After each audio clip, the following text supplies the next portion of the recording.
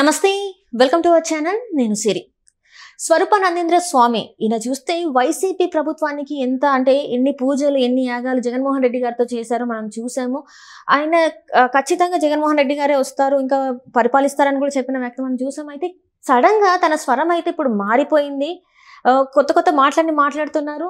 అసలు ఏం జరిగింది, ఏంటి, స్వరూపానందేంద్ర స్వామి ఎందుకు మరి కొత్త స్వరం అందుకున్నారో మనకి తెలియజేయడానికి మనతో పాటు ఉన్నారు ప్రముఖ రాజకీయ విశ్లేషకులు కేవీవి ప్రసాద్ గారు. నమస్కారం సార్. నమస్తే అమ్మా. సార్, ఇప్పుడు మనకు ఐడియా ఉండుంటది స్వరూపానందేంద్ర స్వామి. మనం గతంలో చూసినట్టయితే ఈ 5 సంవత్సరాలు కూడా జగన్మోహన్ రెడ్డి గారితో ఎలా ఉన్నారు, ఎలా మెలిగారు, అంటే వైసీపీ ప్రభుత్వం ఉన్నప్పుడు ఎలా ఉన్నారని మనం చూసాం. కానీ ఇప్పుడు ఈ స్వరూపానందేంద్ర స్వామి గారు ఏంటంటే కొత్త స్వరం అందుకున్నారనమాట. నేనే చెప్పాను చంద్రబాబు నాయుడు గారు గెలుస్తారని చెప్పేసి మళ్ళీ కొత్తగా మాట్లాడుతున్నారు. సో ఈ వ్యాఖ్యల మీద మీ స్పందన ఏంటంటే? ఇప్పుడు తీసుకుంటే అమ్మా, ఈయన ఎవరైతే ఉన్నారో ఈయన అసలు ఆయన వైఖరి కానీ ఆయన వ్యవహరించిన తీరు కానీ చూస్తే మీరు కేవలం ఒక ప్రభుత్వానికి లేకపోతే జగన్మోహన్ రెడ్డికి ఒక రాజగురువులా ప్రవర్తించాడు ఈయన. సో ఏదైతే వీళ్ళు క్రిస్టియనిటీ అనే ముద్ర ఉందో జగన్మోహన్ రెడ్డి ఫ్యామిలీ మీద మీరు చూసుంటారు. గతంలో విజయమ్మ గారు కానీ ఇలాంటి షర్మిల గారు కానీ బైబిల్స్ అన్ని సంకల్లో పెట్టుకుని ఏ విధంగా ప్రజల దగ్గర ఓట్లు అడిగారో, ప్లస్ వాళ్ళు ప్రస్ఫుటంగాను బాహటంగానే చెబుతూ ఉంటారు, మేము క్రిస్టియనిటీ తీసుకున్నాం కాబట్టి మా మతం క్రిస్టియనిటీ, మా ప్రభు యేసు ప్రభు అని చెబుతూ ఉంటారు. అయినా సరే మెజార్టీ యొక్క హిందువుల యొక్క ఓట్లు కొల్లగొట్టడానికి ఈ స్వరూపానంద సరస్వతి, ఈ శారదాపీఠ అధినేత ఏ విధంగా గజకర్ణ గోకర్ణ టక్కు టమార విద్యలతో జగన్మోహన్ రెడ్డిని వెంట పెట్టుకుని అంట కాగి ప్రజల్ని మోసగించిన వాళ్ళలో ఇతని భూమి కూడా ఉందమ్మా. ఇప్పుడు సాధారణంగా చెబుతారు వీళ్ళేంటి సర్వసంగ పరిత్యాగులం అని, మేము కాషాయదారులం అని, మాకు ఇష్టాలు ఏమి ఉండవని, మాది ఓన్లీ ప్రజాహితం అని, రాష్ట్రహితం అని, ప్రజాక్షేమమే మా హితం అని చెబుతారు.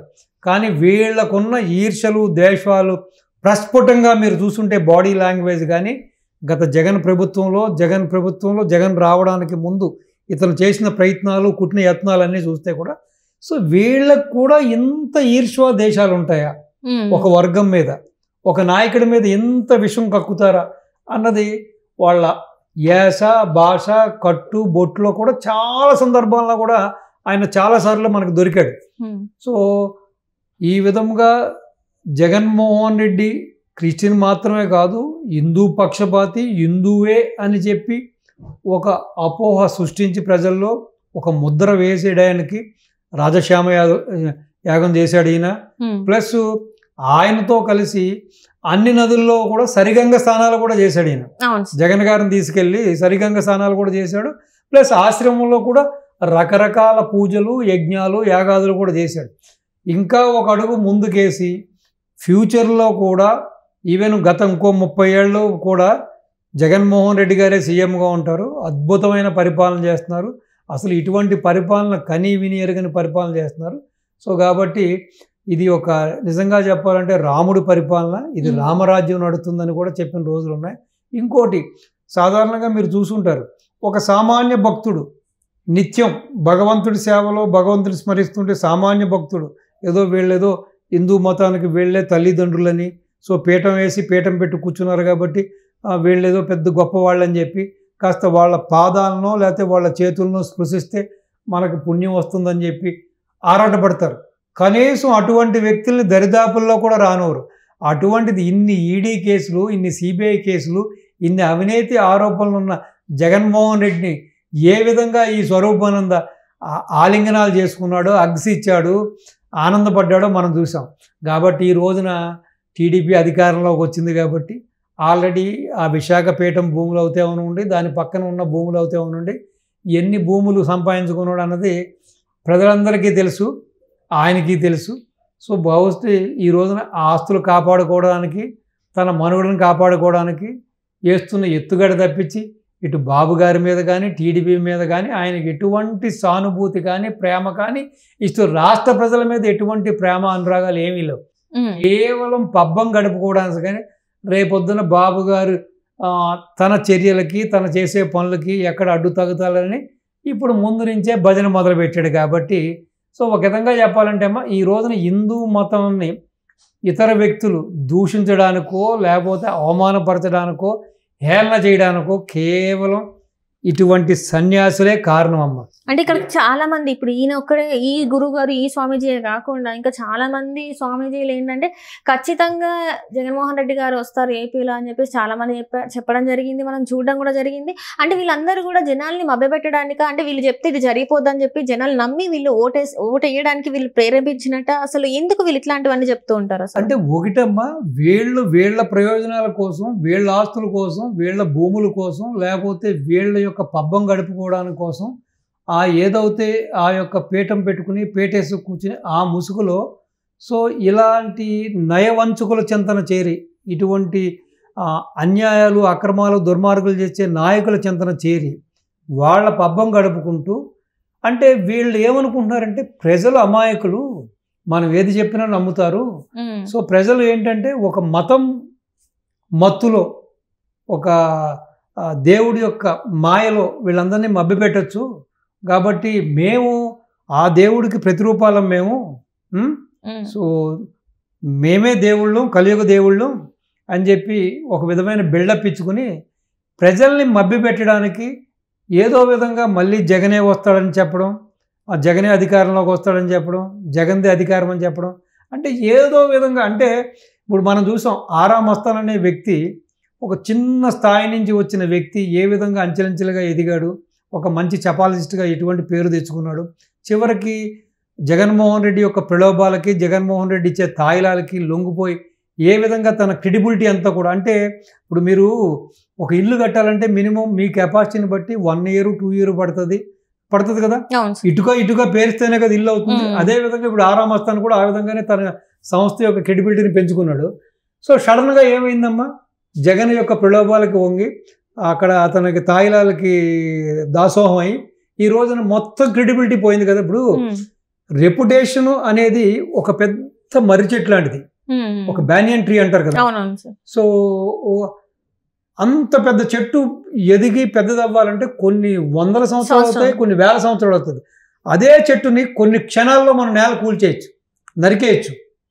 అదేవిధంగా ఈ రోజున వీళ్ళందరూ కూడా ఏంటంటే మేమందరూ కూడా వంత పాడితే ప్రజలు మరొక్కసారి, ఎందుకంటే ఇటు వైసీపీని కానీ జగన్మోహన్ రెడ్డి కానీ వైసీపీకి సంబంధించిన నాయకుల్ని ప్రజలు నమ్మే పరిస్థితి లేదు కాబట్టి, సో మేమందరం కలిసికట్టుగా తెర మీదకి వచ్చి మళ్ళీ ఒక కొత్త నాటకానికి తెరదీస్తే ప్రజలు ఆ మాయలో పడతారు, మళ్ళీ జగన్మోహన్ రెడ్డి ఓట్లు వేస్తారు. ఏ విధంగా అయినా సరే తనని, ఈ స్వాముల్ని, ఈ యొక్క సెపాలజిస్టుల్ని నమ్ముకున్న స్వాముల్ని జగన్మోహన్ రెడ్డిని గట్టెక్కించడానికి చేసిన కుటిల యత్నాలు తప్పించి ఏమీ లేదమ్మా. సో దీన్ని బట్టి చూస్తే నేను ప్రజలకు ఒకటే చెబుతున్నాను, దయచేసి భగవంతుడు ఉన్నాడు, అది అల్లా అయినా రామ్ అయినా లేకపోతే జీసస్ అయినా ఉన్నాడు. మీరు మనస్ఫూర్తిగా మీ దేవుణ్ణి మీరు మనసులో పూజ చేసుకోండి, లేకపోతే మీ గుడికి వెళ్ళండి, మీ చర్చికి వెళ్ళండి, మసీదుకి వెళ్ళండి. ఇటువంటి బాబాలు, ఇటువంటి స్వామీజీల దగ్గరికి నమ్మి డబ్బులు వృధా చేసుకోవద్దు, ఆస్తులు పాడు చేసుకోవద్దు. వీళ్ళందరూ కూడా మాయగాళ్ళమ్మ. వేణుస్వామిని చూసాం, తన యొక్క ప్రిడిక్షన్స్ ఏమైనాయి అని. ఇంకొక అతను ఎవరో జీవీఎల్ చారి అని చెప్పి ఏమి ప్రగల్భాలు పలికాడమ్మా. ఎక్కడున్నారు వీళ్ళంతా? అతను ఏమైంది? తర్వాత కాకినాడ ఆయన పేరేంటి, ఇంకొక స్వామి, కాకినాడ పీఠం స్వరూపానంద, ఇంకో ఏదో ఉంది, ఏదో స్వామి, ఆయన కూడా చూడండి ఎంత ఒకప్పుడు ఎంతో క్రెడిబిలిటీ ఉండేది అతనికి. అతను ఏదైనా టీవీ ఛానల్లో చేస్తుంటే జనాలందరూ ఆసక్తిగా అన్ని చూసేవాళ్ళు అతన్ని. అతను ఏ విధంగా దిగజారిపోయాడు, ఎలక్షన్లో బాలయ్యబాబు మీద నిలబడ్డాడు, ప్రగల్భాలు పలికాడు. అసలు వీళ్ళకి రాజకీయాలతో సంబంధం ఏంటి, రాజకీయ నాయకులతో సంబంధం ఏంటి? ప్రజాహితం కోరి, ప్రజల హితం కోరి, రాష్ట్ర శ్రేయస్సు కోరి, ఈ విధంగా ఒక దేశ శ్రేయస్సు కోరే వీళ్ళు, కాషాయం ధరించిన వీళ్ళకి ఎంత కామ క్రోధ ఈ విధమైన ఇంత వీళ్ళకి ఎందుకు ఇటువంటి అవలక్షణాలు ఎందుకంటున్నాను కాబట్టి వీళ్ళందరూ కూడా ఓపెన్గా చెబుతున్నారు. ఎవడేమనుకున్నా పర్లేదు, ఎవడి మనోభావాలు దెబ్బతిన్నా పర్లేదు, వీళ్ళు దొంగ స్వాములు, పనికిమాలిన స్వాములు, పనికిమాలిన సన్యాసులు వీళ్ళు. కాబట్టి వీళ్ళంటి వాళ్ళ చెంతకెళ్ళినా, వీళ్ళంటి వాళ్ళకి చేతులెత్తి నమస్కరించినా కూడా అష్టదరిద్రాలు అంటుకుంటాయమ్మా. ఏ విధంగా అయితే ఒక గోమాతను వచ్చేస్తే ఏ విధమైన మనకు పాపం చుట్టుకుంటుందో, ఇటువంటి స్వాముల చెంతకెళ్ళినా ఆ స్వాముల యొక్క ఉచ్ఛ్వాస నిశ్వాసములు మన మీద పడ్డా కూడా మనకి అటువంటి పంచమహాపాతకాలు అంటుకుంటాయి. కాబట్టి ఈ రోజునేదో మళ్ళీ బాబు గారిని బాబు గారు ఏమి అంత తెలివి తక్కువ మనిషి కాదు. బాబు గారు ఈసారి కొత్త నాయకుడిని చూస్తున్నాం. ఆయనలో ఒక కొత్త కాలం కనబడుతుంది. ఎస్, ఒకప్పుడు సాఫ్ట్ నేచరు, తన పని తను చేసుకుని, ఈసారి డిఫరెంట్ ఏమంటారు, లేట్గా వచ్చినా కానీ లేటెస్ట్గా వచ్చాడంటారు రజనీకాంత్ సినిమాలో. అలాగే బాబు గారు లేటెస్ట్గానే ఉన్నారు. ఆయన విజను ప్లస్ ఈసారి యొక్క ఆయన మార్పు ప్రస్ఫుటంగా కనపడుతుంది. కాబట్టి వీళ్ళు ఎన్ని గజకర్ణ గోకర్ణ టక్కు టమారా విద్యలు చేసినా, ఎన్ని కాకాలు పట్టినా బాకాలు ఊదినా బాబు గారు నమ్మరు. కాబట్టి ఇంకొకసారి బాబు గారు అండ్ బాబు గారి టీం కూడా నా మనవి ఏంటంటే, ఇటువంటి ఈ వ్యక్తుల్ని దరిదాపులు కూడా రానవద్దు, వీళ్ళని పట్టించుకోవద్దు. వీళ్ళు ఇటు ఓ పక్కన రాముడు తల తెగిపోతే పట్టించుకోలే, ఓ పక్కన రథం కాలిపోతే పట్టించుకోలేదు. తిరుపతిలో మొత్తం అన్ని సాంప్రదాయాలు, అన్ని అక్కడ పద్ధతులు అన్ని మంట కలిస్తే పట్టించుకోలేని వాళ్ళు ఈ రోజున తగుదనమ్మా అంటే ఆ రోజునే చెప్పాను, ఈ రోజున చెప్పాను. అసలు సిగ్గుచేటు. ఈ విధంగా నిత్యం భగవంతుడి సేవలో ఉంటాం, మేము భగవంతుని సేవిస్తాము, మేము సర్వసంగ పరిత్యాగులు అనుకుని చెప్పుకునే వాళ్ళు ఈ విధంగా దిగజారిపోయి ఏ ఎండగా గొడుగు పడుతున్నారంటే అసలు వీళ్ళు స్వాములే కాదమ్మా, వీళ్ళు దొంగలు. Right right sir, right. Thank you so much sir. నమస్తే అమ్మా.